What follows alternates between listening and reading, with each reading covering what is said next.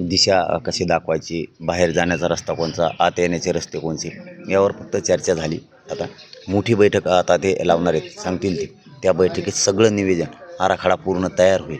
आता बीड जिल्ह्यातला मराठा मला वाटतं या 2-3 दिवसाच्या आत मोठी बैठक घ्यायली. आता फक्त प्रमुखाची घेऊन आम्ही फक्त एक आढावा घेतला आहे आणि आज चर्चा केली, एवढंच केलं. पाटील, सध्याला लोकसभेच्या निवडणुका आहेत. नरेंद्र मोदी यांची बीडमध्ये सभा पार पडते 7 तारखेला. काय प्रतिक्रिया पहिली तुमची?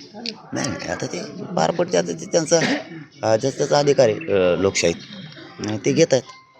त्यामुळं राजकारणावर काय मी बोलत नाही. सकाळी तुम्ही बोलताना भाषणामध्ये म्हटले की पहिल्यांदाच नरेंद्र मोदी बीड महाराष्ट्रामध्ये आणि बीडमध्ये सभा घेत आहेत. मराठ्यांची एकजूट झालेली आहे आणि पहिल्यांदा सभा होती. मग ते आता खरंच आहे ना, ते कुठं खोटं आहे. साधारणतः किती जण एक झाले आणि ती द्वेष आता त्यांना देऊन नाही जमणार. त्या स्थानिक मराठ्यांच्या बद्दल स्थानिक त्यांचे जे राज्य लेवलचे नेते आहेत त्यांच्यात खूप द्वेष आहे मराठ्यांविषयी. त्याच्यामुळे त्यांना बघायची वेळ आली. नसतं ते इतक्या सभा घेत बी नाहीत आणि त्यांचं चिन्ह सोडून ते दुसऱ्याचा प्रचार नाही करीत. मराठ्याची एकीमुळं त्यांना या महाराष्ट्रात इतक्या सभा घ्याव्या लागल्यात.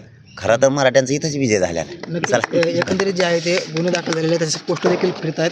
येणाऱ्या निवडणुकीमध्ये सध्याला लोकसभेच्या निवडणुका चालू असताना तुम्ही विधानसभेची घोषणा केलेली आहे, काय सांगाल? नाही, मला राजकारण मार्गच नाही. मी ते पण सांगितलेलं आहे. जर मराठा आणि कुणबी एकच आहे, हा कायदा पारित नाही केला, सगळ्या स्वैर्यांची अंमलबजावणी नाही केली, तर मग मात्र माझ्यासह मराठा समाज उतरणार आहे. दिली तर नाही उतरणार. आणि आता मराठ्याबरोबर काम दाखवणार आहे. पाडण्यातले मोठा विजय काय करायचं उभा राहून? पाडण्यातले विजय असा पाडणार आहे तर रफा रफ ह्या बारीने.